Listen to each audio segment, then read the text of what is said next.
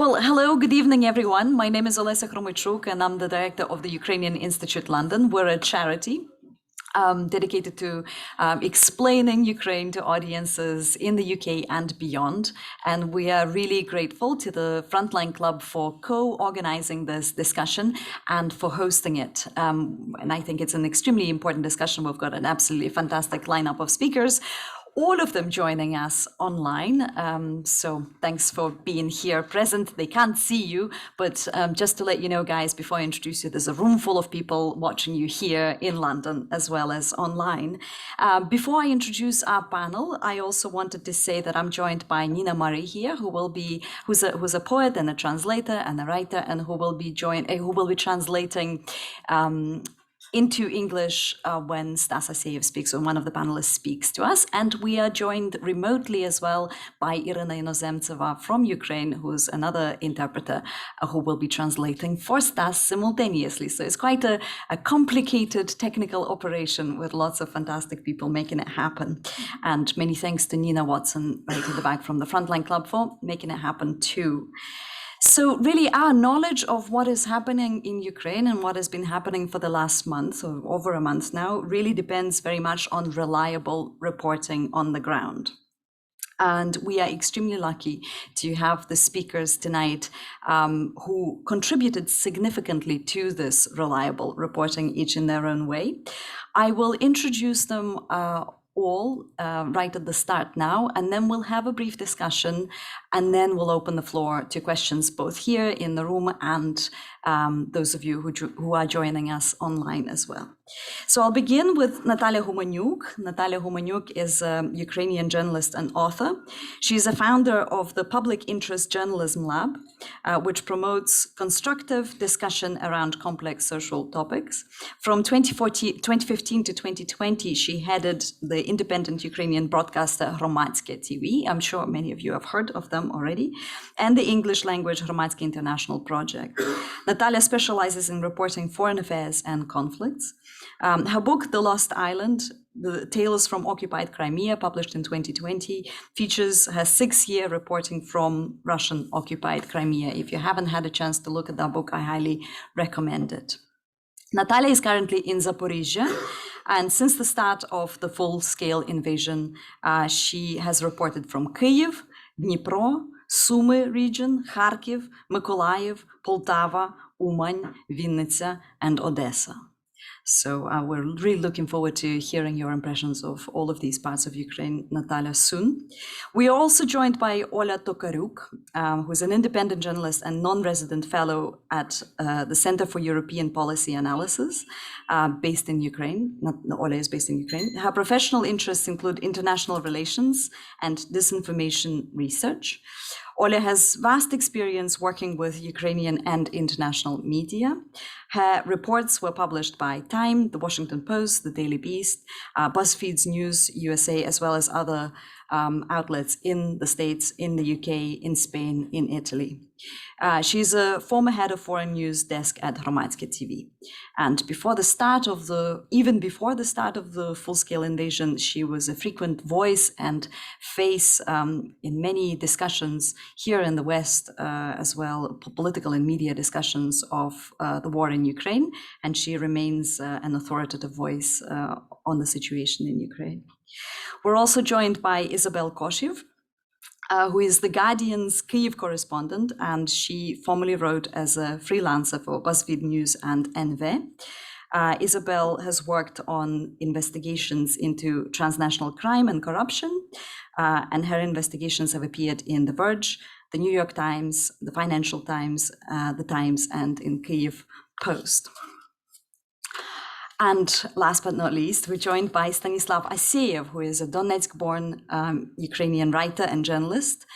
He was based in the occupied city of Donetsk and wrote for Radio Free Europe, Radio Liberty, as well as a number of Ukrainian publications. And in June 2017, Stanislav was captured and unlawfully imprisoned by the Russian proxies militia forces. He was accused of extremism and spying. In spite of the numerous calls to release Stanislav, he was held captive and subjected to torture for over 2.5 years in the infamous Olesya concentration camp in Donetsk. He was released as part of a prisoner exchange in December in 2019. In 2021, Stanislav Aseyev was awarded the Taras Shevchenko National Prize for his book In Isolation. And it was this book, as well as Stanislav's ordeal in Isolesya and his reporting before and after, that we were going to discuss here originally at the Frontline Club when we thought of this event. Stas was supposed to be in London in person talking about all of these things. But of course, our plans changed on the 24th of February. And now Stas is joining us from Ukraine. And Stas, I'll begin with you, if that's okay. I would like to ask you my first question before I move on to others. And that's essentially, where were you and how the full-scale invasion found you, essentially, on the 24th of February. You wrote that you were one of those people, in spite of your extremely difficult experience of being captured and held captured in Donetsk. You were one of those people who, until the last day, did not believe that Russia was going to stage this full-scale invasion. Tell us a little bit about that day. Tell us a little bit about your thoughts about it, and also, if you don't mind, sharing where you are at the moment, what you're engaged in at the moment. Доброго вечора, вітання вам з Києва. Good evening, greetings from Kyiv. 24 лютого, власне, цей день я зустрів у невеличкому містечку поруч із Києвом, яке має назву Бровари. On 24th of February, I started that day in a small town near Kyiv that's called Brovary. На той час я там знімав квартиру і їздив до Києва, оскільки тут лише 30 хвилин їзди на роботу. At the time, I was renting an apartment there, and I commuted to Kyiv, which is only about half an hour away. Десь о 4:45 ранку я прокинувся від, ну, скажімо так, спочатку якихось звуків, як я їх для себе ідентифікував. At about 4:30 in the morning, I woke up because of some sounds that I described to myself as just that, noises. Але оскільки це був не Донецьк, не Макіївка, а Бровари, то насправді у мене навіть у свідомості не було, що ці звуки треба поєднати з балістичними ракетами. But because I was no longer in Donetsk or in Makiyivka, but I was near Kyiv and Brovary, it did not even occur to me to connect the noises to a concept of a rocket attack. Я вийшов на балкон, підійшов до вікна і ще хвилин 10 просто дивився в горизонт, прислуховувався і, власне, втратив дуже важливі, я б сказав, золоті 10 хвилин того часу. I went out on the balcony. I went to look out the window and went out on the balcony and stood there and watched the horizon for a while, for about 10 minutes. And in this manner, I lost a very precious 10 minutes. Вже наприкінці цих 10 хвилин я все ж таки відкрив мережу і зрозумів, що там вже люди писали про те, що йде обстріл не тільки Броварів, але й Києва, і, власне, ракети падають на військові частини. At the end of these 10 minutes, I went back inside and opened internet, checked the internet where people were already reporting, writing that that there was shelling going on of Brovary and Kyiv and rockets were hitting military targets. Я одразу задзвонив своїй мамі, яка мешкала на той час у Києві, і сказав, щоб вона якнайшвидше збирала сумку, і я буду у неї протягом години-півтори, як тільки зможу дістатися. Immediately, as quickly as possible, I called my mother, who was living in Kyiv at the time, and I told her to pack her go bag and that I would come and collect her within an hour or as soon as I can get there. Зі мною сталося те ж саме, що сталося вже на Донбасі, тобто життя протягом 20-30 хвилин помістилось у дорожню сумку, і я одразу поїхав забирати з Києва маму. My experience was the same as it was for me in Donbas before. My entire life was condensed during 20 to 30 minutes into one bag, was packed down into one bag, and I went to pick up my mom.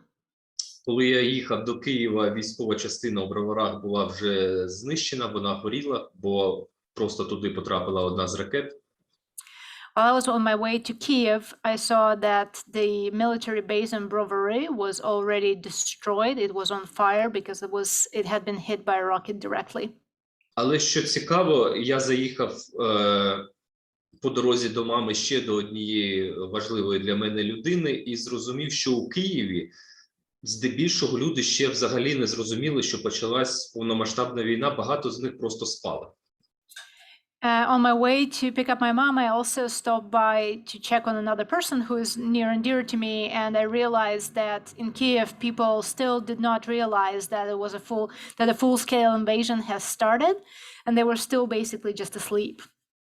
Просто мало хто взагалі уявляв собі, що у Києві, на Київ можуть падати балістичні ракети з Російської Федерації.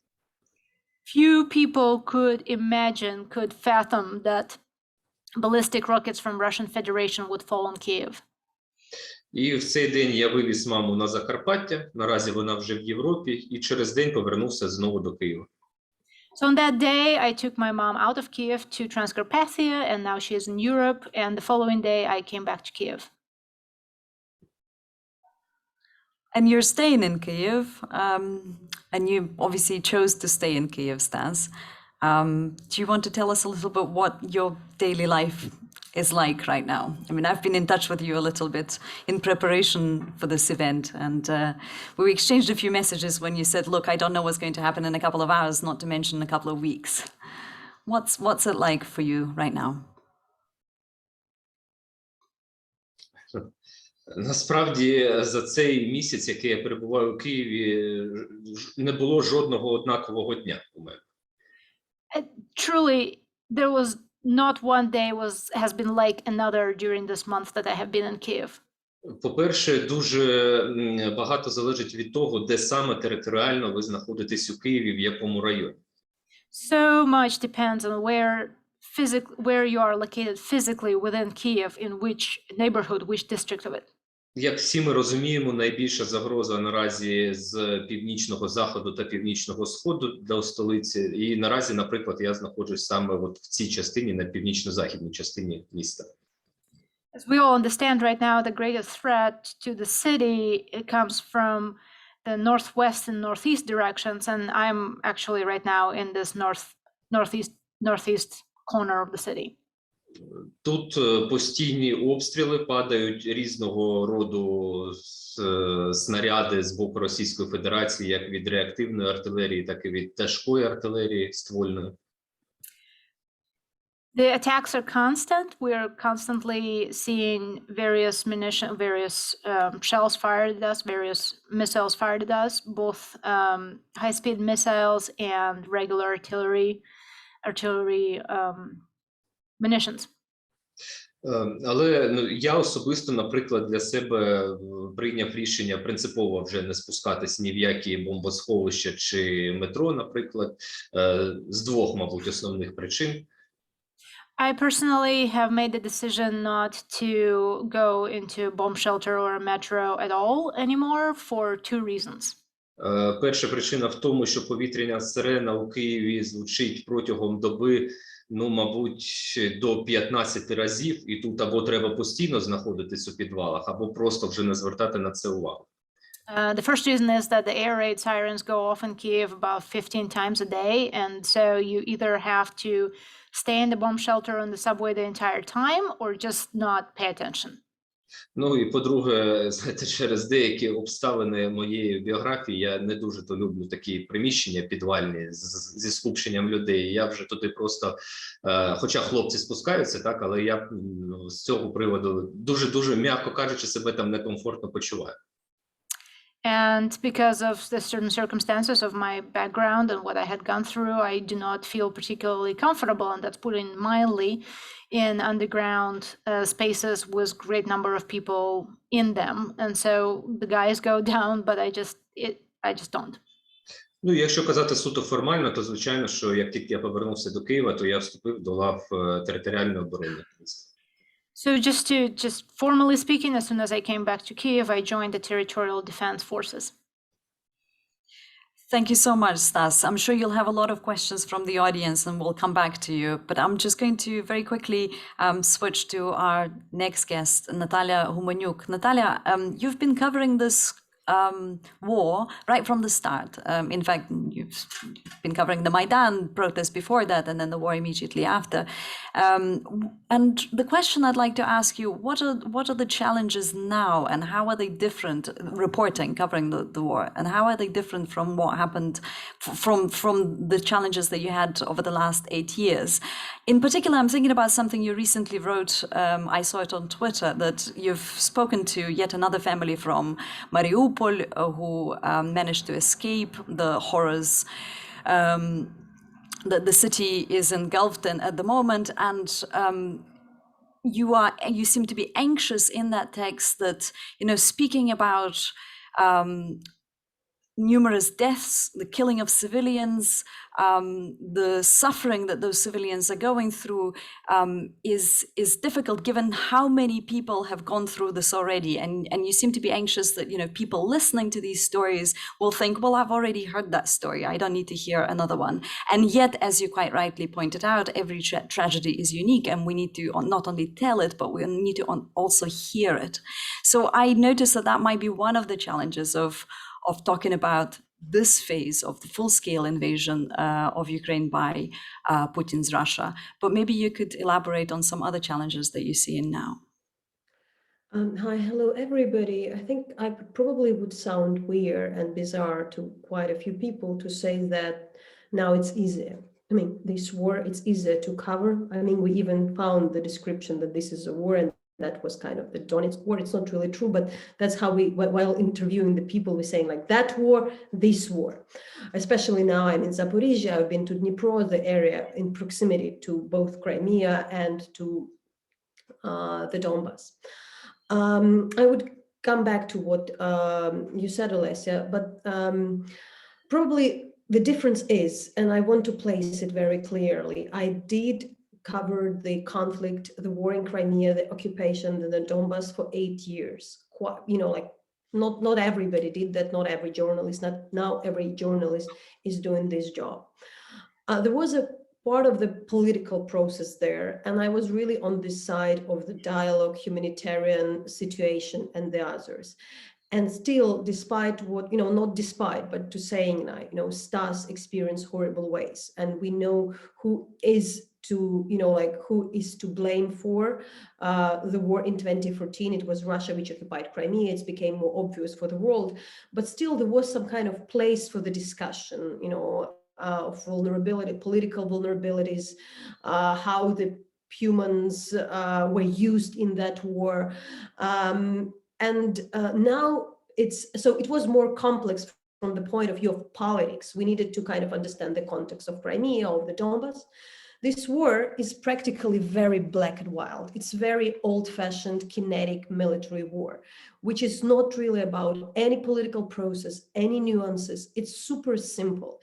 It's really the heavy weapon is killing people, and there is a very simple way to stop it using the, the military, the army, and the weapon which is capable to defend people and defend towns from the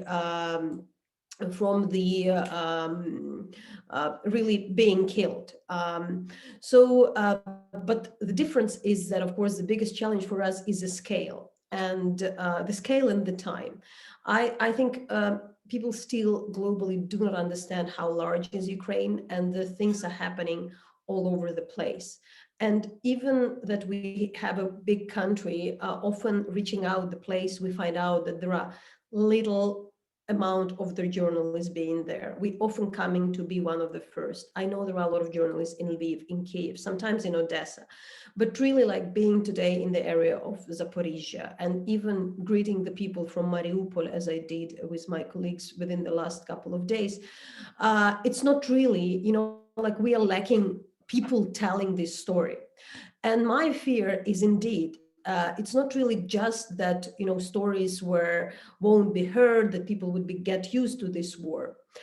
I also think, because I covered the different wars prior to Russian-Ukrainian war globally, I think with this, the time is developing so fast and the information span became so short that even that tragedies as like in Mariupol, which is something, you know, like there were cases in European history in the Balkans. We know about the siege of Sarajevo.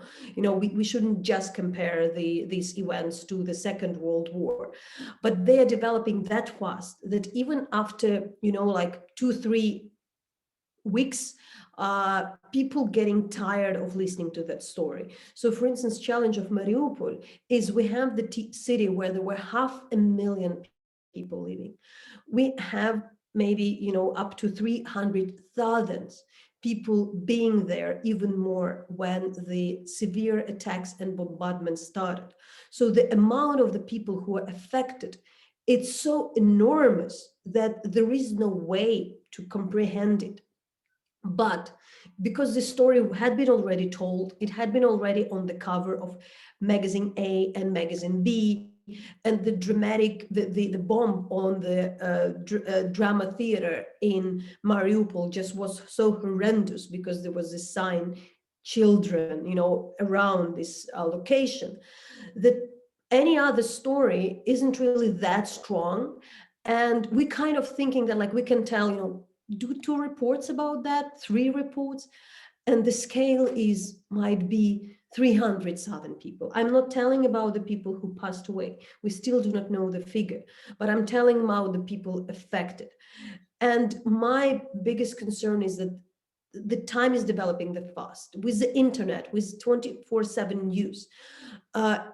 It feels like already now the journalist or the world would be ready just already for another atrocity in the very short time span. Should we already think that now, okay, after Mariupol, the bad thing would be the chemical attack, you know, so anything but it won't be that bad, so we won't cover it. And I think we're getting adjusted. I think that people are getting adjusted to the different wars and atrocities, but these are developing that fast and the scale is that big that we're getting too fast to the horrendous things. And even a small town which had been bombed and the people hadn't reached yet and its story hadn't been told has no chances to be, you know, covered today, like finalized. I've been to the village near today near the Zaporizhia, which compared to anything, and that's what I thought. There were just a couple of buildings destroyed. There were a elderly lady, you know, damaged. But it's already nothing, you know, like in our kind of after a month of the war, it's already something which nobody would care because it's normal. So my concern is having this war normalized. And I'm speaking not just as a Ukrainian citizen, I'm speaking really as a foreign reporter who looking how the wars were developing, you know, earlier and how we looking at this war. It has a huge support from the globe, but I'm already concerned that people are kind of trying to discuss that, you know, like people are already tired after 1 month to comprehend it and to, you know, follow it. Nataliya, thank you so much. You raised so many important questions there, and I do actually want to follow up on some of those, especially sort of getting tired of this war already. I mean, as a historian, to be honest, I've been thinking, we've been complaining about the world not speaking about the last 8 years of the war that started in 2014.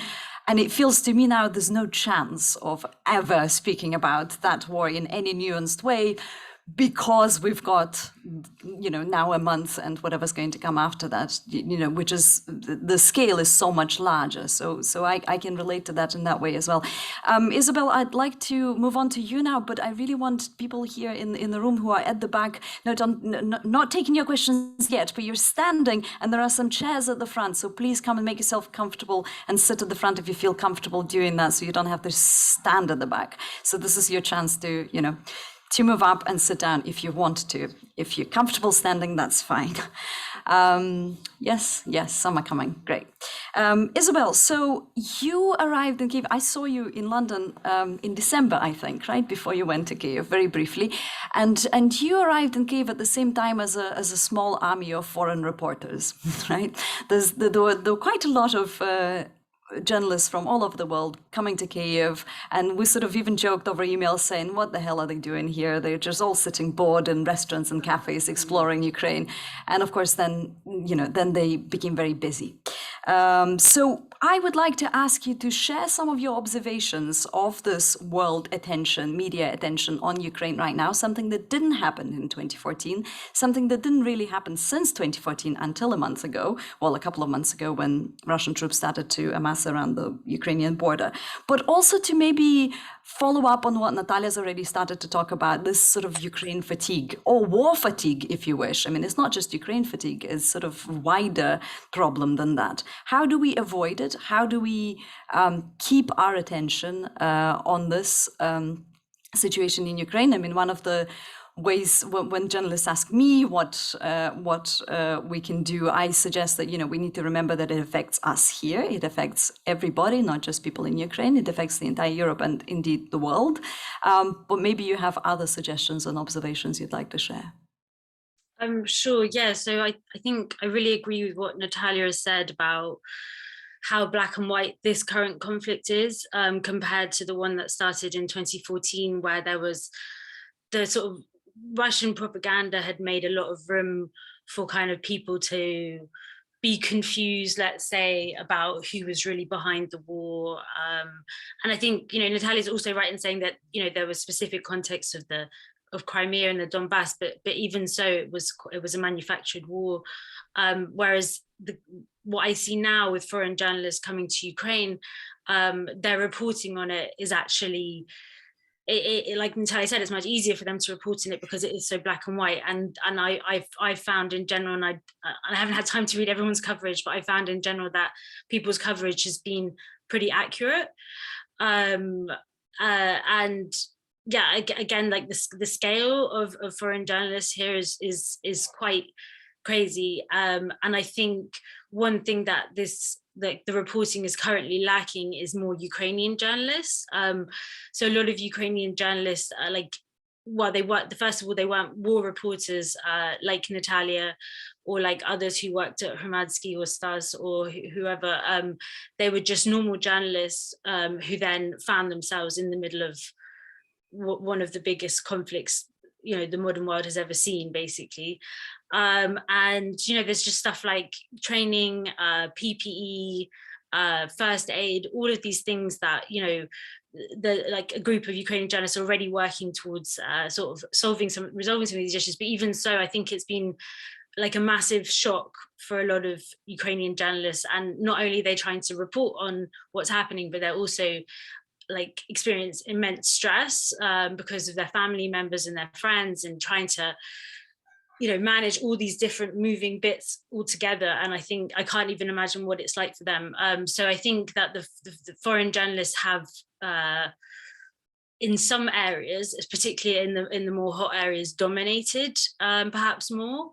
And I mean, I'd be open to definitely hearing other people's views on whether they think this has meant that some depth has been lacking. I haven't had time to sort of look at everybody's coverage, but yeah, I would definitely say that their reporting has been more accurate, and they've also sort of looked at I would say they have looked at the 2014 conflict. A lot of people who are brand new to Ukraine, let's say, and tried to they've been asking me questions. I don't know whether other people have received similar things, and there's definitely more of a kind of open-minded approach, whereas I think in the past, because Ukraine was traditionally covered from Moscow by the major foreign bureaus, I think in the past, a lot of that kind of chauvinism, as it were, kind of seeped through. And I don't see that happening now. Olesya, what was your second question? Sorry. I think you the second question was about Ukraine fatigue. How do we avoid it? Or war fatigue? How do we avoid it? If you want to share some observations. I think that's a really interesting question, and I find that really difficult. I'd just come out just yesterday for a week's break, so I haven't really been able to look at it from afar. So I mean, for me, certainly, I don't have that fatigue. But I would say that I would still say that, you know, it's one of the biggest events. It's the biggest story in the world right now. It's one of the biggest events that's happened in Europe in a very, very long time. And I think Nataliya's right in terms of, you know, because everything went, unlike a kind of other wars that we've seen, where things kind of gradually build. You know, there's, like in Syria, there were these, you know, uprisings, and then they were crushed, and then they got bigger, and then things expanded and escalated. Whereas in this, it went from 0 to 100 in one day and stayed that way for, well, now a month. So I think there is that risk of people just being overwhelmed by the intensity of the conflict and the atrocities, and sort of wanting the coverage to match that constantly. But I think every like a lot of journalists, Nataliya, Olga included, have done a lot of work around trying to sort of bring those human aspects to people and trying to make people in the rest of the world relate to Ukrainians. So I think that's like, you know, I think that's what kind of our job is to find ways to make sure that people are kind of still engaging with the conflict, and not just, you know, turning off because, like Nataliya said, you know, okay, it wasn't 300 people today who died, and this, like, you know, blatant atrocity, essentially, or war crime rather. So yeah, that's what I would say. Thank you, Isobel. I'm sure we'll come back to you. Olya, this is to follow up on the discussion that we're already having, and is this sort of change in narrative, if there is any? I mean, what Isobel said, that, you know, when Ukraine is not being covered from Moscow bureaus anymore, there are people on the ground, and there's a lot of will, I think, to report in a nuanced way. Still, my personal observation is that we are still stuck in the framework that is being dictated from Moscow, and indeed has been dictated by the Kremlin. For instance, we're still being asked, well, what is the difference between Ukrainians and Russians? What is Putin trying to achieve? Does he have legitimate security concerns, and so on? And there's still, so Ukraine still, I think, in Ukrainian voices still lack agency in the reporting on Ukraine. Do you agree with that observation? And if so, how do you see we can change that? How do you think we can alter it?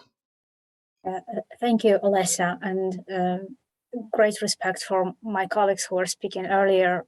For those who are visiting the front line, I'm safely here in Western Ukraine, telling about what's happening here, and also observing from a safe distance what is happening. So I greatly appreciate those who are taking risks to cover from the hotspots. You know, I partly agree with what you said with your argument, but just partly, because I think what has changed this time is that, you know, while, as Isobel said, it went from 0 to 100, well, it was not completely surprising. It was not like a total surprise, this war, right? Because there were news coming in for several months about Russian military buildup, and the Americans especially were very vocal in warning that Russia is about to launch an invasion of Ukraine.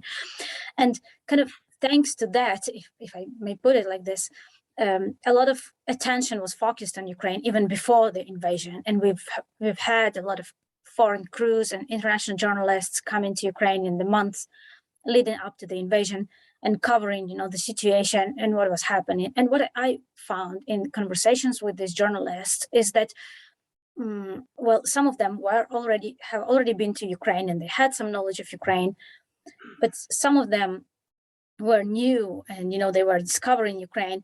And I think it's good that they arrived before actually the invasion started. So, you know, some of them returned later, or their colleagues from their media, they returned when the invasion began. But I think in a way, like, it was a good thing that this presence of international journalists was there several weeks and months before the full-scale invasion started, because already the public in other countries internationally was getting, you know, information from inside Ukraine, and also a lot of myths that were circulating in the information space since 2014, myths propelled by Russian propaganda, about, I don't know, like province of far right in Ukraine, or about the, a crackdown on free speech because some pro-Russian TV stations were closed, or that, Ukraine is a very like corrupt, failed state.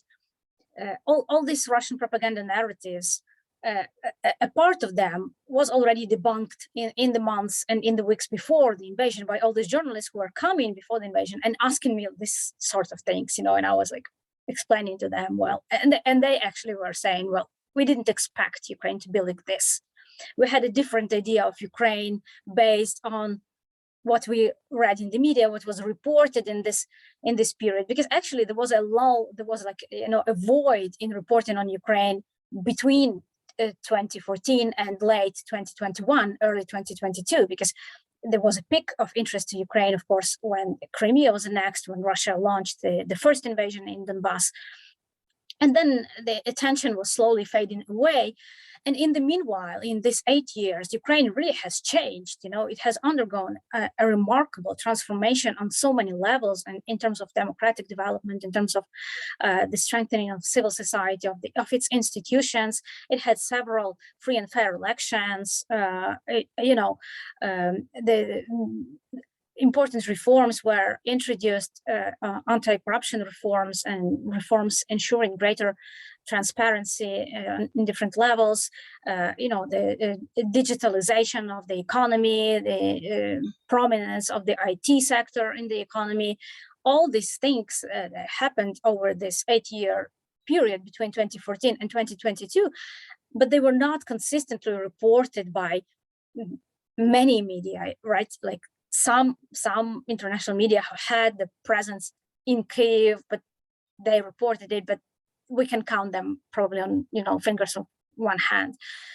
So there was like this kind of misunderstanding of what Ukraine is and what country Ukraine is, and a lot of reporting and the understanding of Ukraine, even on behalf of, the journalists themselves, but who have not been to Ukraine before, who just read, what they could find in the open sources, was not really corresponding to what the reality on the ground were.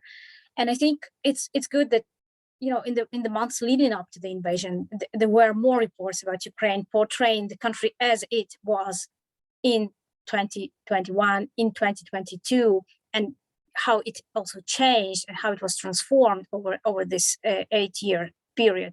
Still, however, for many in the media and of course the general public across the globe, was a huge surprise that Ukraine has managed to, put up such a remarkable resistance to Russian invasion.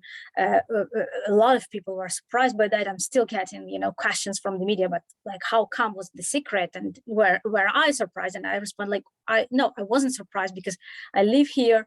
I know these people, I know what they're capable of, and like I speak to many people, and I wasn't surprised. I expected that, but many people were surprised. And I think the surprise, it also stems from this kind of misunderstanding of Ukraine and underestimation, actually, of what Ukrainians are capable of how strong they are, how determined they are, and how important actually their country is to them. How important the democracy in Ukraine is for them, how important the human rights, freedom, strong civil society is for them. No, absolutely. Yeah, Ola, thank you. And also the fact that, we have lived through a war for 8 years, and we know what Crimea is like, and we know what occupied Donbass is like. And so we know what occupation means. And for that reason, we are prepared to fight to make sure that it doesn't happen elsewhere in Ukraine. Ola, we'll come back to you, of course, as well. I just wanted to point out, you said that you're speaking from relative safety, or from safety, I think you even put it. But actually, before we began, you told us that you're in a bomb shelter. Yeah, well, the safety is relative in Ukraine, and there was a siren just before we were about to go live. So yeah, I'm in a basement, but now I'm alone. All the other people left because the siren was called off. So I just thought I'd point it out, because I think we are in safety, and that's something we need to appreciate and remember, and be really grateful to all of you for joining us from relative safety, indeed. And on that note, I really want to open the floor to questions. We'll begin with the audience here present in London, and then we'll switch to the questions on Zoom. So I'll collect, 3 questions, clusters. Please introduce yourselves, wait for the mic first, and then say who the question is for if it's for someone specific. So lady at the back, let's begin with you. So hi, my name is Nick Keeney. I actually work at Twitter at the moment, but I previously worked in war and terrorism at Sky News. I've covered the Middle East. I covered Mariupol last time. On the questions that you asked, what I found super interesting are 2 things. The fatigue. We came out of Afghanistan, we went straight almost into Ukraine, and I remember covering it last time, and I remember being told everyone needs to go home, but it hadn't finished. And the reason it had to go home is because nobody gave a fuck anymore. The audience ratings went down, nobody gave a shit, and that frightens the shit out of me because these are people's lives. The second thing is I work a lot in misinformation now, right? And I think that's also problematic, is because even if you take really basic things, we're all very intelligent people and we have influence. If you take even, for example, the mic is down. Just a second. No, but they won't be able to hear you. So the maternity ward, you see pregnant women come blood. Just a second. Nina, can we get a different mic or maybe a different battery? Does that? So basically, the maternity. I'll speak slower. The maternity ward. Those images are indisputably what is going on, and yet the propaganda coming out was such that people questioned it. Also, Russia are now locking Facebook, Twitter, all of those things in those countries. So my question is, what do we do about the fatigue? And by totally honestly, what I mean by fatigue is having worked at Sky News, having been in dangerous fucking places and being told to come home because no one gave a fuck anymore. How do we deal with that? And the second question is, how do we deal with misinformation? My job now is to deal with exactly this, which is why I'm here. But you know what? There's a lot of people in this room that have a lot of influence, and we need to do more. I'm sorry, I'm really foul-mouthed, so fine, or whatever it is, what it is. But I don't know who that question is to, but I don't know what the answer is either. Great, thank you. Let's take another 2 questions. So gentleman there with the hand up and lady here, and then we'll get the answers and come back to you. Yeah, thank you all very much.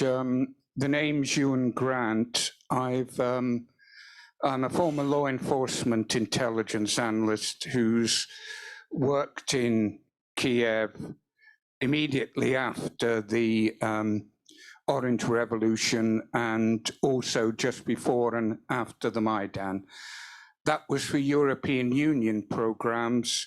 I am not an admirer of the European Union and how it betrayed Ukraine. My question for you all is, what questions would you like people in the audience to ask of Russians living in the UK in order to avoid the war fatigue, which you've referred to, several of you have referred to, and to counter Russian disinformation? If anybody in the room, and I know there will be quite a few, looks at the European Commission through rose-tinted spectacles in relation to Russia and Ukraine, please take the spectacles off and start supporting Ukraine. Thank you very much. Thank you, sir. And one more question here, and we'll go over to our speakers. So, thank you. Hi, my name's Charlotte Eager, and I am a former foreign correspondent. In fact, I was the Daily Mail's correspondent in Kiev 30 years ago when it first went independent, before going to Bosnia.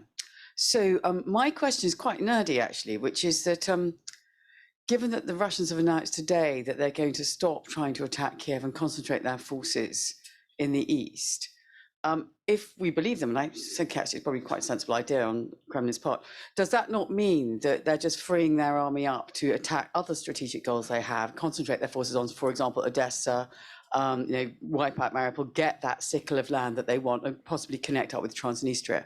And I don't know who this is aimed at, but I do know that that would cripple Ukraine's trade. Thank you. So I'll just very quickly reiterate the questions that have been asked. So again, talking about Ukraine fatigue and how to fight misinformation. The second question was about what questions you'd like us here in the UK to ask of Russians, I assume living in the UK. Yeah, great variety of Russians, I think, live in the UK. Maybe we could specify what kind of Russians. And also Russian declarations versus Russian actions. So declarations that they will move away from focusing on Kyiv, but does that mean that they will actually attack elsewhere? Who would like to take any of those? Please just begin. I have no other way. Or maybe put your hand up. I can see you on the screen. Who would like to start? Okay, I'll start, but I won't answer all, so leave it to my colleagues. Yeah. Yeah, I'm kind of cautious. I raised this question about the fatigue, which I'm concerned. I rather think like that. I even don't know how to tell the story, especially about this very, how fast things are developing. Afghanistan was there for decades, but like Ukraine could, like I really agree with what Isobel said, that it was like very intense and it remains intense. But the expectation is something worse should happen, something even worse should happen, but it's really pretty dreadful. I think what is very interesting and how I find it, I to be honest, like I don't want to take too much time, but that's what I was thinking today.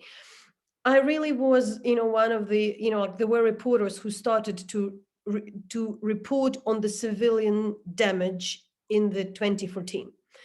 And exactly after a month, I thought like, I'm so difficult to cover those houses shelled, another house, another house, another house. And now for me, I have these flashbacks going to the city, so that those towns, or the village, those people haven't seen that, but I have seen that. I had my fatigue, to be honest, I should admit. But I find my way because I'm kind of so inspired by the people. I think that this, let's say, compassion and empathy, it also has the limits to in the global world. Like people after Syria, after everything, people sometimes feel powerless, and it's also very sad. What Ukraine gives, I think any war, but Ukraine specifically also to me, it's such also an inspiration for an incredible things which unusually people doing. I see so many communities doing something which I couldn't imagine. Like we speak about the volunteers and the others, but on the local level, the people in the villages, the people in the, youngsters, the guys from the suburbs who are usual teenagers and who you don't want to consider the ones who would be heroic, but they have this incredible pure mindset of, very democratic people, like whether you meet an elderly guy in a village A, or there would be a guy from a suburb somewhere in Kharkiv, like a really suburban neighborhood, and they would speak about the, human life. They wouldn't speak about human rights. They would speak about, human life. They would speak about the rules. They would speak about humanity. They would speak about the right to choose. They would speak about the, all those things which actually are meant democracy, are meant rule of war, the civilization, but which later was there was this used diplomatic and journalistic doublespeak with the terms human rights, like all this rule of law, which for a lot of people don't comprehend. So I do think there is something very, it's not the competition of the victimhood. I don't want to say that Ukrainian war is worse, but really this element of the fight for civilized world with the rules, it's there. This story isn't really that, it's partially present, but inspiration of all those things could be the answer to this fatigue, because it's really a fatigue, not from Ukraine, but from the way how we cover the conflict with the victims. Like to find like a different challenge, not to go to cliche all the time. Don't forget about humanitarian stories, but to not to go to this cliche. I shortly would speak about the misinformation, everything. I leave to the colleagues, but about this circle, because I've been in Odessa, Mariupol, I'm going to the Donbas. We are really concerned that really the forces would be regrouping and there would be really fierce fights in the Donbas. We do not really fully trust that it won't be in Kyiv or elsewhere. Some things might happen still. I do think there would be possible attempt on really cutting out the Ukrainian south, and the fights would be still there. But concern is that if the war would move to the Donbas, and also earlier non-occupied Donbas, it would have less interest because Kiev is Kiev, Lviv is Lviv, but Donbas would look like, oh, this is another, the war we used to have, so, you know, it's not that exciting. However, we're speaking about a different level of atrocities, as in Mariupol, it's, by the way, the Donbas, the different level of the, you know, like, and another, and in particular, we're speaking about the population of numbers of millions, which is at risk of the repressions, because they were here for 8 years, active participants, active citizens of Ukraine, and we already see that in occupied towns, those people are, you know, abducted. There are searches for them, so it won't be like, even if the Donbas, the another part of the Donbas would be occupied, it would be not exactly as it was within the 8 years. It would be something different, maybe in way more repressive way. Thank you, Natalia. Anybody else would like to tackle something? Isobel, please. I think you might be muted. Sorry. Yeah, I just wanted to add to Natalia's point about inspiration. So we were in Kharkiv last week, and the shelling was really serious. There was sort of ingoing and outgoing constantly, but I'd say like incoming maybe like a few times an hour even. And a few times like quite close to us, but even so, the municipal workers, so these are people who collect the rubbish, people who are sweeping the street, people who are tending to the park gardens, were just completely like, you know, they're so proud of their city. It's a Russian speaking city, but it's got, you know, a pretty much Ukrainian identity now. And yeah, everybody was so sort of determined to protect the city, to do whatever they could within their own power, to help things and to make it look nice again. Like Kharkiv is known for being this like clean city in Ukraine, and they don't want to let that slide, even though even though they're being attacked almost constantly. Like the rubbish workers, the rubbish collectors, sorry. They go to around 90% of the city. So anywhere they can get physically, like they can physically access. So even the parts in the north and the east where the shelling is really heavy and, you know, you're right up close to Russian lines, they're still going there and collecting rubbish. And people are so grateful that they come out and help them put the rubbish in the truck. You know, it's like, it's something that I'm maybe because I'm British and I'm not like, I'm only half Ukrainian, but it's like I'm shocked by how people are continuing and even though these are people who are not military, but they're trying to sort of resist in their own way, and I do think that is very inspiring. So yeah. Great, thank you. Stas, can I ask you to maybe comment on the question what we should be asking Russians here in London? Or maybe telling them?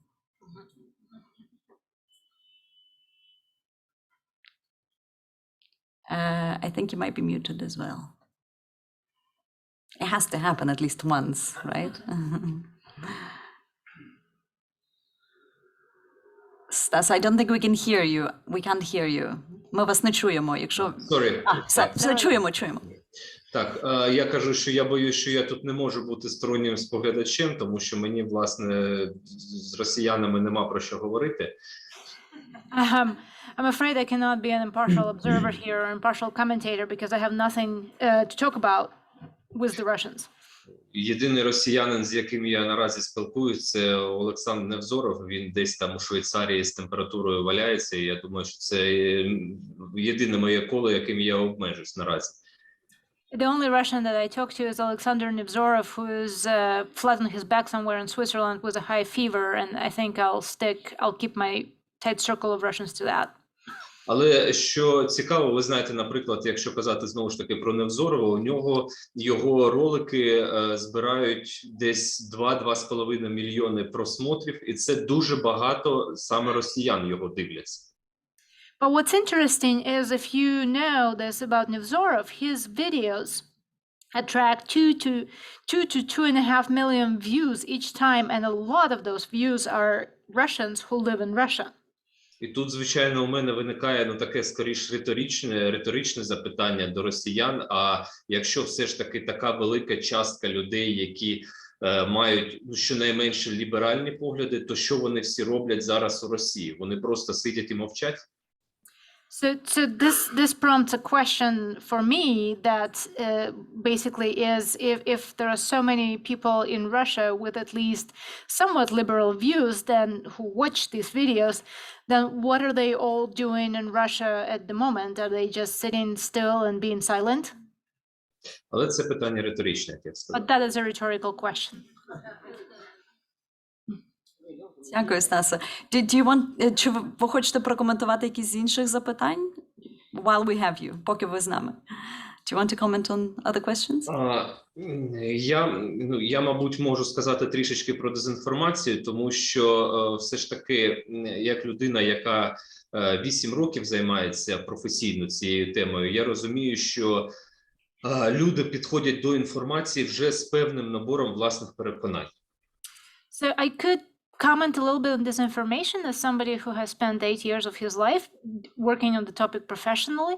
And the thing I would like to say, one thing I observed is that people come to information already with a set of preconceived ideas. І тому, якщо ви людина, яка географічно і ментально дуже далека від цього конфлікту і від України, ви не зможете отак на скидку, що, як то кажуть, одразу зрозуміти, чи фейк перед вами, чи це справжня історія, яка є результатом там журналістського розслідування. So if you're a person who is geographically remote from Ukraine, it is challenging for you, it would be challenging for you to understand, if you're new to the topic, sort of at a drop of a hat, whether a story is a fake or is a product of genuine journalistic inquiry. Чому? Через власні стереотипи, з якими ви підходите до інформації. And the reason for this, why this happens, is because you have your own stereotypes which you bring to information that you consume. Наприклад, 2 дні тому росіяни зняли ролик про те, як здався цілий український штаб, 61 людина під Миколаївкою, під Києвом. So, for example, a few days ago, Russians made a video about an entire Ukrainian field headquarters, 61 persons turning themselves into the Russian forces at Mykolaiivka near Kiev. Я, як людина, яка має, звичайно, проукраїнську позицію і розуміє, що відбувається на фронті, зокрема навколо Миколаївки, подивився це відео саме з точки зору от таких своїх переконань. I am a person who is in Ukraine and understands what's going on in Ukraine. And so I watched this video based, and I understand what's going on around Mykolaiivka. So I watched this video armed with these views and convictions that I have. І я одразу побачив 2 моменти. Перше, жоден з цих людей не промовив жодного слова. Їх просто зібрали у чергу, але жоден з них нічого не сказав. And I noticed 2 things. First is none of the people in the video spoke a single word. They were lined up into a queue, but none of them said a single word. Чому? Тому що жоден з них не має розуміння, що таке українська мова. Why is that? Because none of them have any concept of what Ukrainian language is. І друге, ці, вибачте, ідіоти, їм пов'язали просто жовті пов'язки, хоча ми вже 3 тижні ходимо з синіми. And the second thing is that the idiots who are making the video put yellow armbands on them, even though the Ukrainian army has been wearing blue ones for 3 weeks. Але для людей, які це дивляться у Донецьку, а саме від них я і дізнався, що ми програємо і в Миколаївці всі здались, це виглядає як абсолютно реальна картинка, тому що вони не бачать цих нюансів, з якими підійшов я до відео. But for people who are watching this from the occupied Donetsk, everything looks different because they do not have this background information that I have to distinguish these nuances. And it's the people from Donetsk who told me that the Ukrainians are losing the war and are losing around Mykolaiivka, and the entire Mykolaiivka HQ just turned itself in. Тому це дуже складне питання, яке, безумовно, включає ваш культурний досвід і в тому числі ідеологічний. So this is a very complex question that includes considerations of your cultural experience, your cultural background, as well as your, as an individual's ideological background. Дякую, Stasa. Thank you so much. And I know that Olya also wants to comment on disinformation. Olya. Yeah, I just wanted to add a few words because I reported on this story about a bombing of a hospital, of a maternity hospital in Mariupol, and I was actually a person who I think first like announced that this woman, the pregnant woman, one of them who was pictured, she gave birth to a baby 2 days after the bombing because I was reached by her relatives, like who contacted me, and we were in touch since the day of the bombing, and we spoke like every day, and we are still in touch and like exchanging news. And unfortunately, there are no news in the recent days about the whereabouts of this woman Mariana, who was pictured and who later gave birth. And you know, it is really remarkable, like how Russian officials actually, it's not just propaganda online by some like trolls or suspicious accounts or by Russian state media.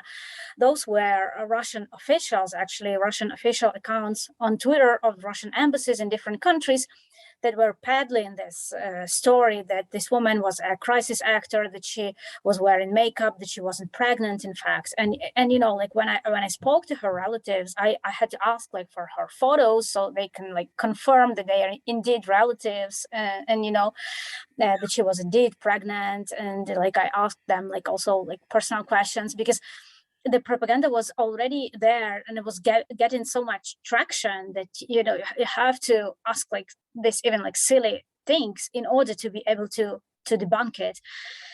And well, I very much hope that this woman Mariana, she's safe now. I don't know like where she is, and like my last information from her relatives was that she might have crossed the border to Russia, because as you know, that some and thousands of actually residents of Mariupol have been taken to Russia very often against their own will. They were deported forcibly to Russia across the border. So she might be one of them. And I really very much hope that, you know, she will not be, if she is indeed Russian, that she will not be abused again by Russian propaganda. And you know, and ask on the question like, what can we as journalists do to address you know, this issue, and how can we fight this propaganda and disinformation? You know, I think we still report on the premise that there are like at least two opinions that we have to represent, and these opinions are somehow equal, but it is very often not the case. And very often, you know, when even Russian officials say something, they are just lying. And in many cases, we actually know that they are lying. Still, we report them very often, like the media report these lies very often as if they were as valid, you know, as the facts and as truth. And it's a huge challenge actually for journalists, disinformation and especially state propaganda. Like, how do you report on, you know, what the other side is saying when you know that they are lying? You still have to somehow report on it, but also to make your audience understand that this most probably like is a lie, or 100% is a lie. So not all this, like both sideism sometimes is what is failing us, you know, our habit and our like adherence to journalistic standards that we are used to. It sometimes doesn't work, and works against the interest of the audience in cases when one side, or the facts on the ground, or the journalists who were there, who took the photos of this woman that she was pregnant, and who 2 days later took the photos of her newborn baby. Well, these are the facts and these are the images coming from there. And then there is the other side who's saying, well, she is just an actor and she never gave birth and she was never pregnant. How do we put a distinction that these two opinions do not have equal value? You know, I think that's a challenge for journalism, and something that the media are still kind of trying to answer, and to come up with a set of rules how to approach the information and reporting in this new era where disinformation is so pervasive and coming from state actors. Thank you, Ola. And I guess that speaks to the importance of having so many journalists and international journalists on the ground as well, who can actually witness what is happening and report on what they're witnessing. Let's take some more questions here. Oh, lots and lots of questions. My goodness. We might not have time for all of these, I'm afraid. So I notice you first, and then you, and then the lady next, and then we'll see how many more we can cover. Hi, Casper Bullock. Just a regular attendee at the Frontline Club. It may be a premature question given the intensity of ongoing fighting, but I'm wondering, in your ongoing reporting and engagement with sections of society in Ukraine, what are the opinions towards potential negotiation stances that the Ukrainian negotiators may take towards their Russian counterparts? And what are the opinions that you observe in large sections of, quote unquote, normal Ukrainian people who aren't the negotiators in the room? And are they similar to what you hear from Zelensky, or are they different? And what are some of your observations about that? Great, thank you. There was a question just there. So, yeah, no, over there. Yeah. I'm Daniel Jania. I work for a Stanford Research Institute spinoff. My question is, what's your message to people like John Mersheimer in the US, and even Noam Chomsky, and to some degree Martin Wolf in London, people who are renowned academics who are putting all the blame on the US and the NATO expansion, especially in 2008? What was done by George Bush, and to what degree that's distracting that whole narrative put forward by these academics. Thank you.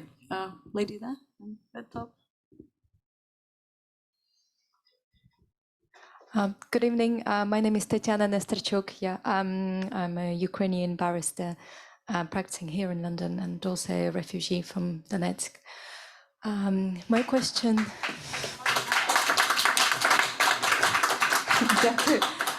My question really is about the stories. I think one of the most important stories that could come out of this war is a story about our language. The fact that we, especially Ukrainians from Eastern Ukraine, are dual-speaking nationals. We are dual-language people, and especially people of my generation born in the USSR.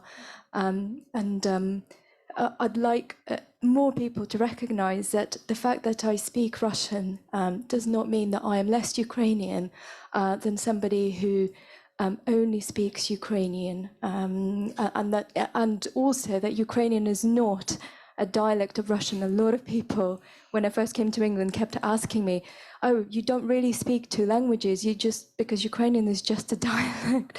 So I hope that this is something that can be debunked. But I'd love to hear from you what sort of stories you think are really important to tell now, being reporters there in Ukraine. Excellent. I think we will have another. Thank you. We'll have another round of questions where we'll have time, but I will ask you to be brief. I'll just quickly remind you. So the first one was about negotiations. Do they, how do people perceive these negotiations on the ground, sort of ordinary Ukrainians? And also there was a question in chat, which you might have already seen, which is sort of potentially related to that. And that's how effective has President Zelensky's handling of the media has been. So how are people in Ukraine perceiving his messages? It's difficult to generalize, I think, but maybe you could comment on that. And then we had a question, what is your message to people who keep focusing their attention, especially in the academic world, on NATO expansionism and criticism of the states?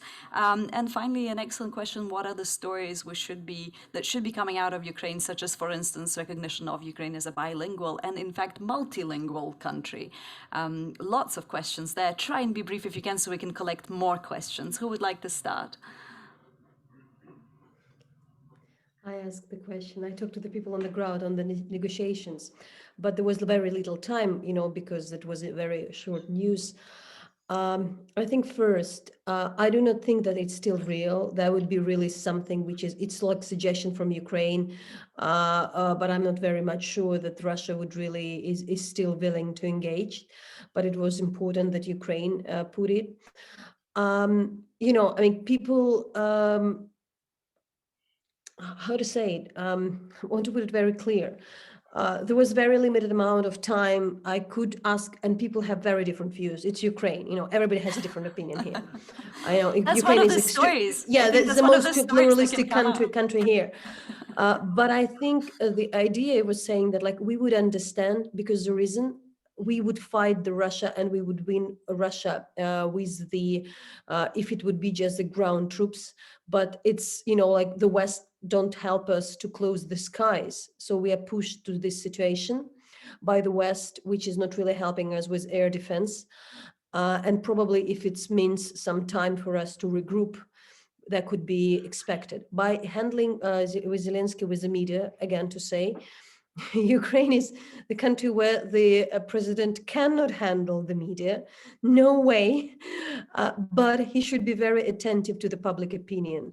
And somehow in this moment, he really behaves as the average Ukrainian, and average Ukrainian feels that, like average Ukrainian with a difference of different political views, but with the values of human life and the values of freedom.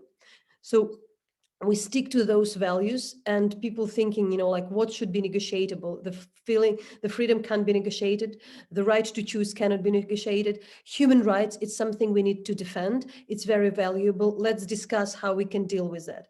But I think it's still not the position to negotiate. Being partially more on the left side myself, I, with some, let's say, limited respect to the, with due respect to the people, but the limited respect of the opinion in NATO, I would blame the West for really not letting Ukraine into NATO at the moment when Russia was not so hostile. So the reason we experience what we have is happening because Putin understood that, he just was building up for the moment when he can invade Ukraine, stop if Ukraine was today in NATO, this won't happen. So there is a different side of it. And the story to tell, another one, just being very short and brief, again, that one for me, and which I'm really interested in, and it's also about Russian language and the Ukrainian language. I'm learning my country also in addition to what I knew about it, and I knew quite a lot. But this time, just by accident, I come across Greeks, Jews, Russians, Ukrainians, Jewish community in Dnipro, Romas, Armenians, Georgian, Azerbaijani, all of them here, by the way, used to speak Russian very often, especially like foreign nationalists. They kind of switching very often to Ukrainian today just to, show this. I think that there is a bit kind of rethinking of the political nation of Ukraine. It's also very important to us really understand that the civic identity of Ukraine and, is different. But I also should also say, like in critical situation, even I was not really understanding how multicultural Ukraine is, how in-depth this is.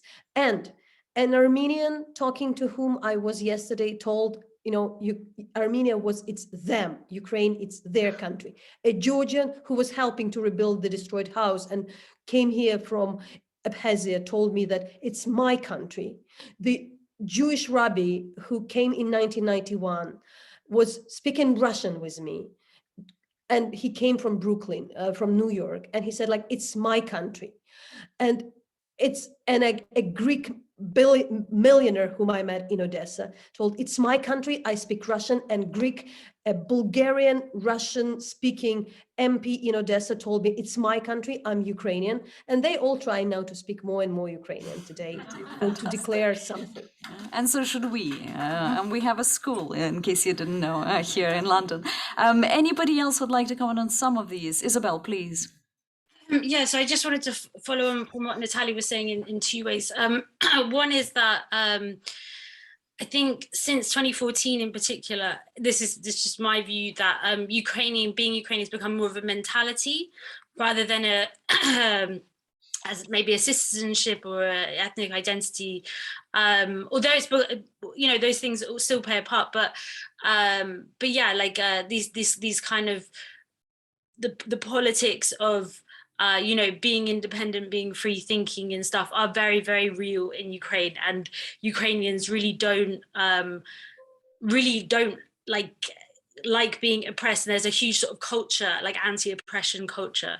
And then to go also to what you were saying about Noam Chomsky and people like that, I mean, I think essentially a lot of those people are very marginal figures nowadays. That's for like, first of all. Secondly,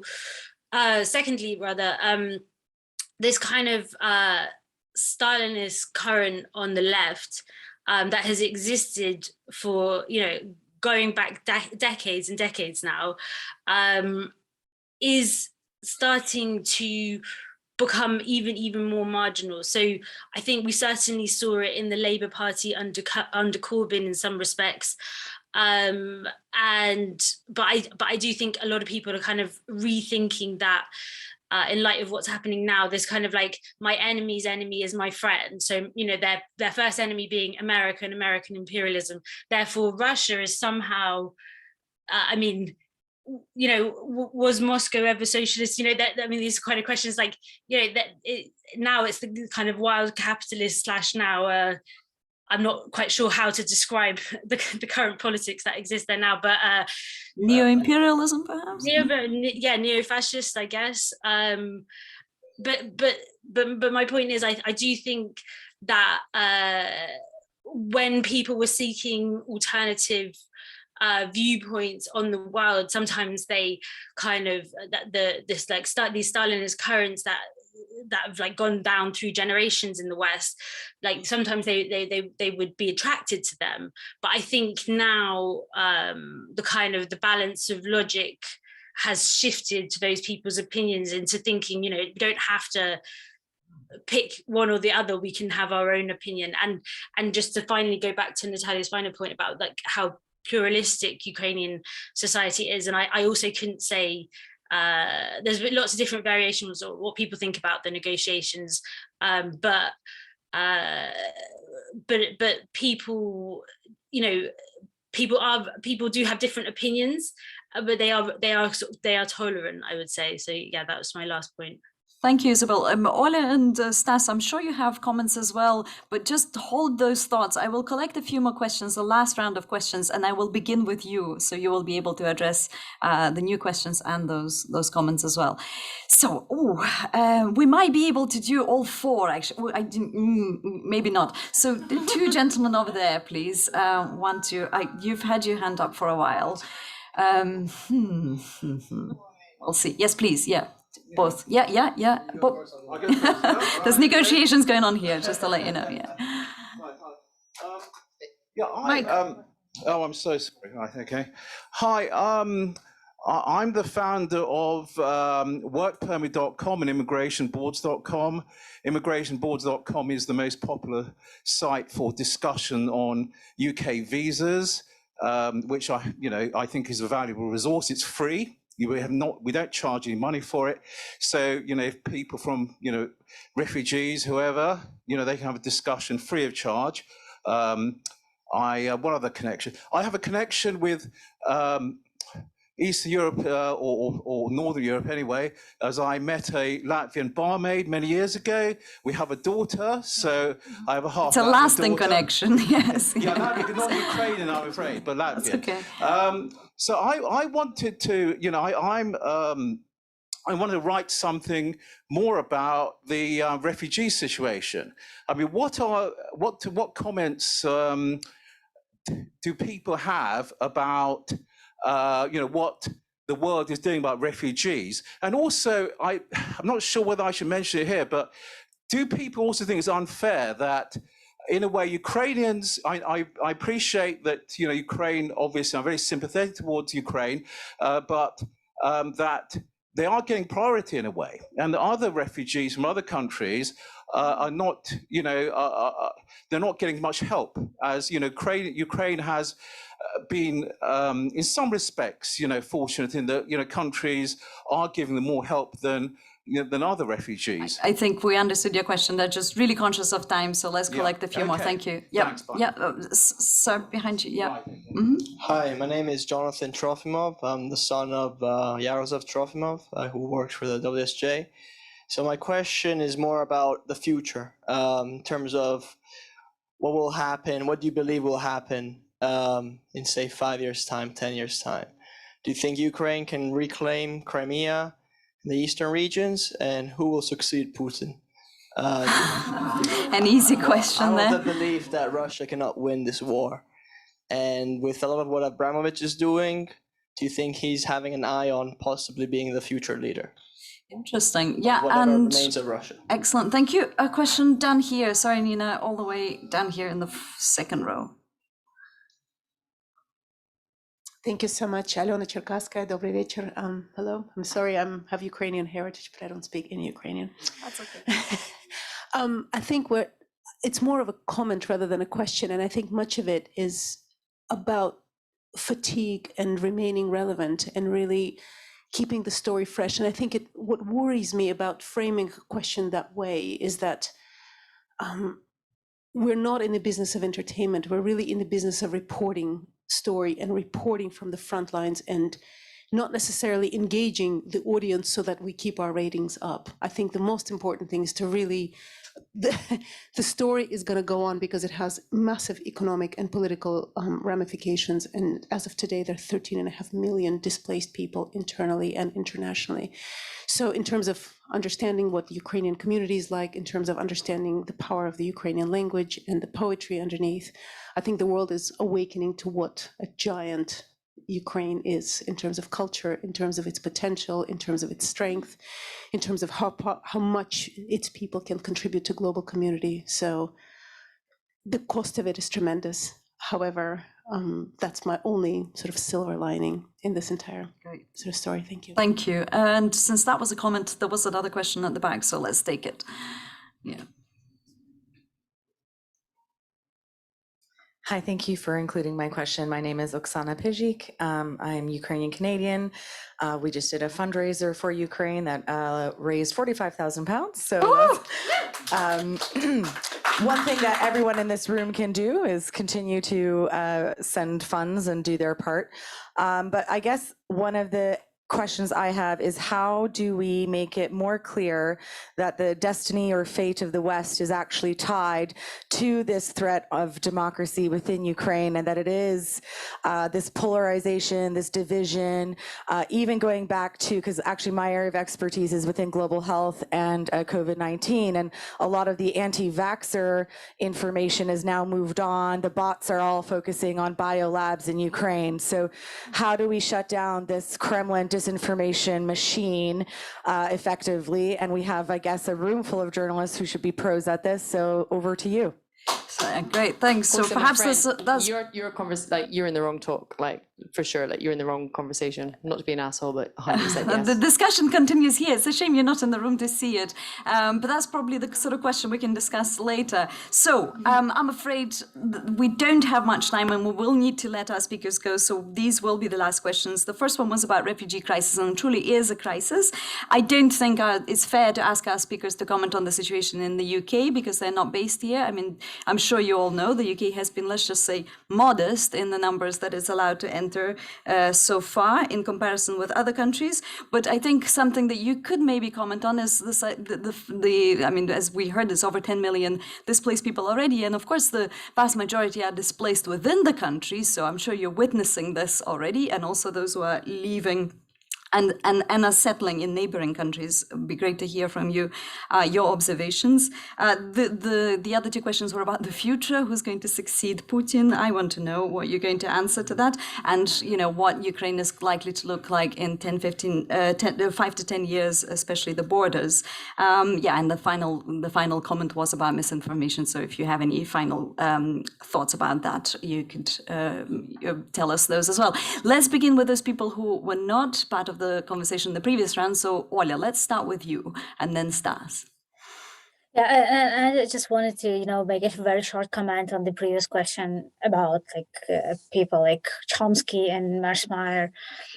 So I think that the fundamental problem with the articles and statements by these people is that they overlook Ukraine's agency and Ukrainians' agency. You know, they are thinking in terms of this like great power struggles between like Russia and NATO and or the US, and very often Ukrainians are missing from the equation. And this is, I think, that's a huge mistake. And actually, with this resistance that Ukrainians are demonstrating, they are showing that their agency shouldn't be overlooked, you know, that they are agents, that they have a voice, that they have their desires and their aspirations. And I, frankly, I detest these conversations in which Ukraine is missing. So that's just my answer. You know, Ukrainians have a voice, and the primary objective should be like to listen to what Ukrainians want and to, you know, what they have to say. And it's true that Ukrainian voices there are more of them now, but they are still not enough in this debate. And passing to other questions, and also like slightly touching on the question of like what kind of stories I think there should be more. Actually, it's interesting that the topic of refugees and internally displaced was addressed, because I think that's one of the stories that also should be maybe reported more, and especially like I'm based here in Western Ukraine, so I'm an IDP myself, and we are hosting other IDPs in our house. And I've seen how this town in which I'm staying has been like overflowing with every passing week with more and more IDPs. And basically, like when you go now to a supermarket on a parking, you see cars with number plates from all regions of Ukraine. You know, it's like huge variety, people from Kharkiv, people from Odessa, Zaporizhia, and you know, Donetsk region, Luhansk region, like Kyiv, so all parts of Ukraine, and the burden actually, like the main burden is still on Ukraine of, you know, like providing accommodation to people who are fleeing from the war, because the majority actually are staying. Yeah, we know that the number of internally displaced is like twice as much as the number of refugees, also because only women and children are allowed to leave the country, and a lot of men are staying in Ukraine. They move to the western part with their families. So you know, it's not enough. There is not enough accommodation for all of them, and people are also like here in Western Ukraine. They saw their lives like upended with this huge influx of, you know, people from all over the country who need accommodation, who need places to stay, and you know, the logistics is not adequate. So it's also like a story that maybe is not told enough. And some other stories that should be told. I think these are human stories, of course. Like there are ordinary people who are, you know, participating in this resistance on different levels, not just on the front line, not just the soldiers, but so many civilians in different parts of the country who are contributing to this resistance in the ways they can. So yeah, these are my remarks, and I will leave the floor to other speakers to add. Thank you, Ola. Stas, any comments on any of those questions? I particularly want to hear about your predictions of the future.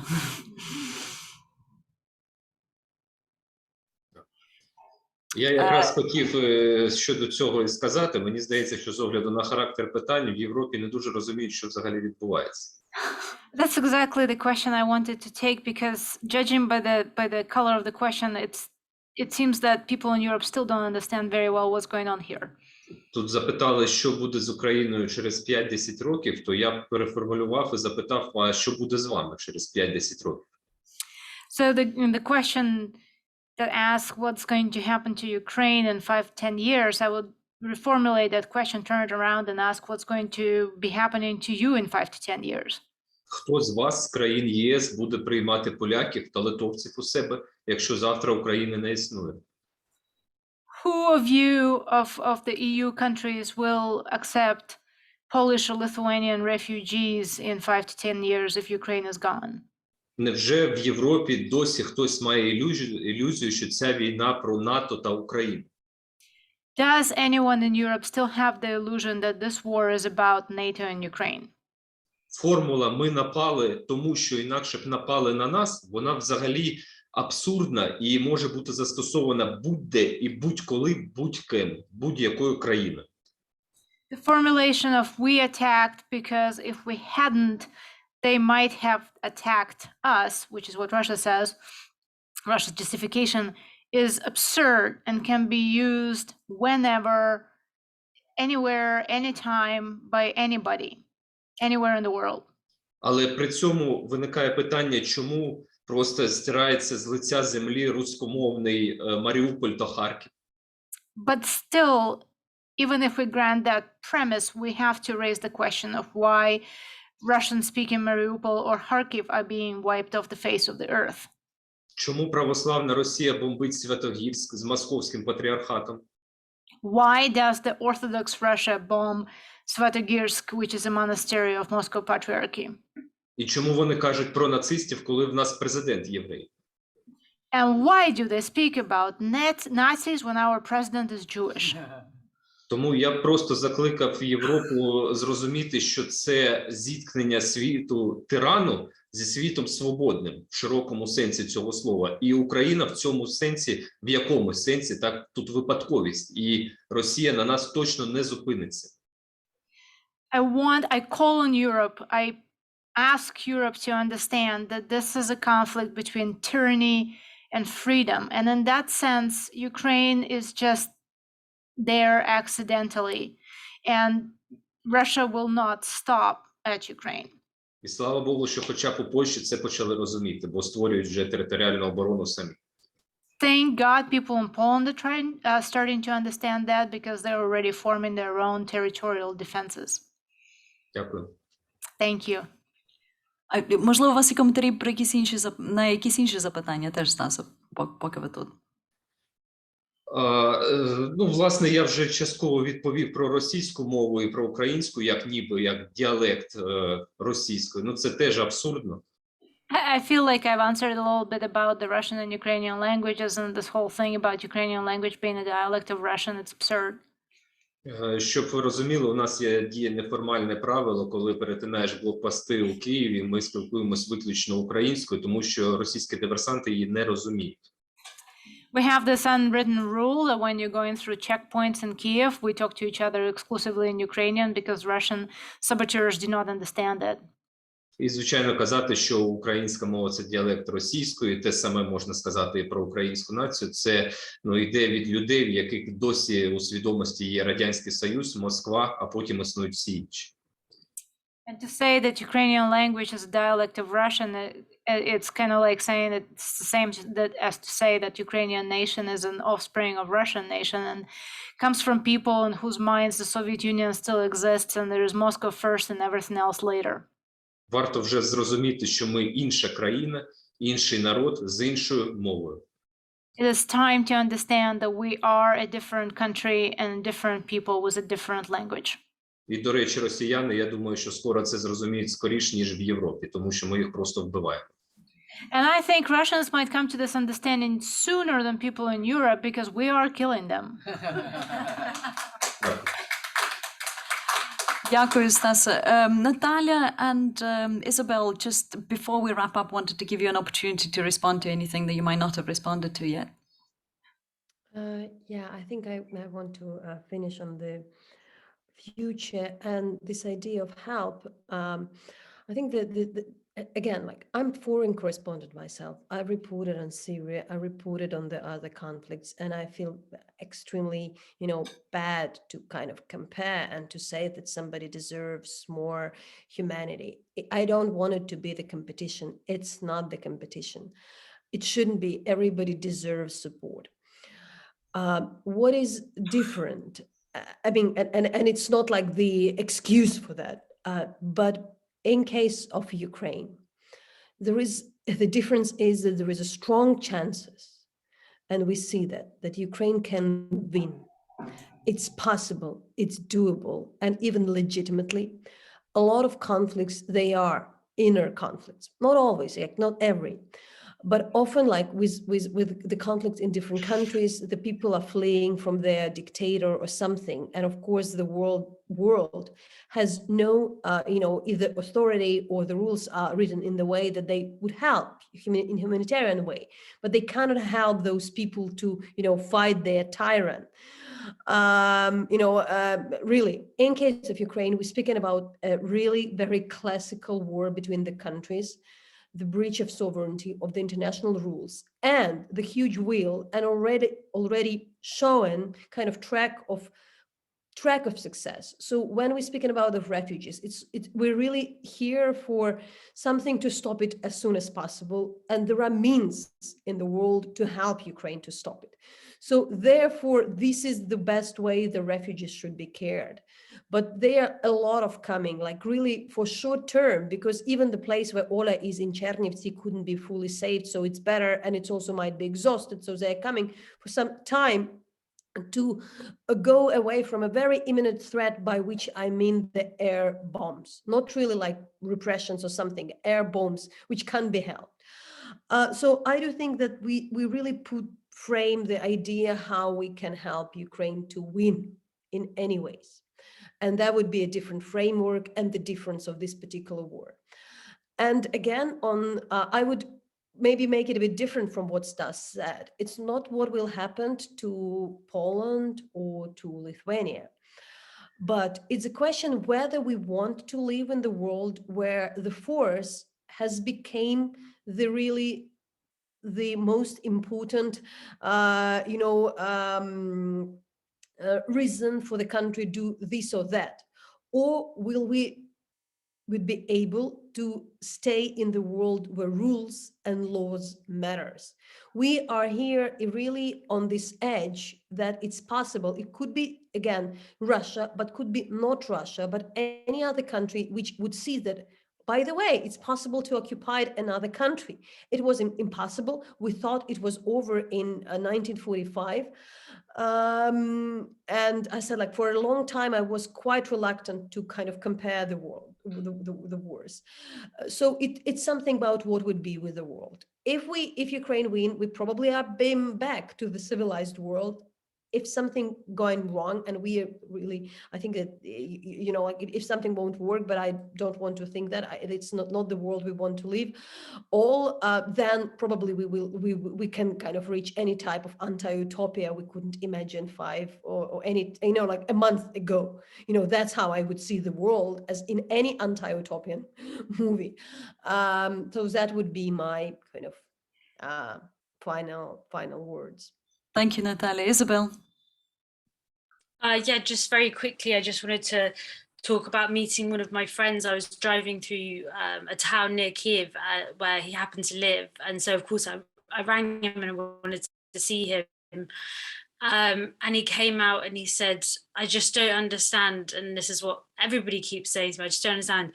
Why don't they help us close the skies? Like, how many children need to die? But then the last thing that he said, which kind of struck me more, it wasn't whatever, was, we all live so well. We were living so well. And of course, like, Ukraine had its problems or whatever, but, it is a beautiful country, just objectively speaking. And, it was a place where the people themselves are peaceful. I mean, obviously we've had the war since 2014 in the East, but that, as I said at the beginning, that was a manufactured conflict, and not something that, just like this war, it's not something that the Ukrainians asked for. So yeah, I think for me that's the thing, is like, we were all living so well, and then this. Mm-hmm. Thank you, Isobel. And I think that those thoughts that you all raised are perhaps really important thoughts to finish this discussion on. I mean, we've all talked a lot about what we can learn about Ukraine and from Ukraine. And that's, I think, one of the key sort of takeaways from me is that we have been learning that Ukrainians are fighting to have a future, and a very clear future that does not have space for oppression, authoritarianism, dictatorship, but actually is the future where freedom can be practiced. And that is a question for us to answer here. What sort of future are we prepared to defend here? Because we really need to be doing it now and not wait until we are in a situation like Ukraine has found itself in. So I really want to thank all of you for coming here tonight. I want to thank Nina Watson and the Frontline Club for hosting us. I'd really like to thank Nina Murray and Irina Inozemtseva for interpreting for us today, and Maria Montague, my colleague, and Katya, the volunteer. Sorry, Katya, I don't remember your last name. That's why I'm not saying it. For helping us run this. And most of all, I want to to thank all of our speakers, Stanislav Aseyev, Olga Tokariuk, Nataliya Gumenyuk, and Isobel Koshiw, for spending this valuable time with us and sharing your insights from Ukraine about Putin's war in Ukraine. Thank you so much. Please follow their work, read their writing. They're all on social media, and yeah, stay in touch with them that way. Thank you.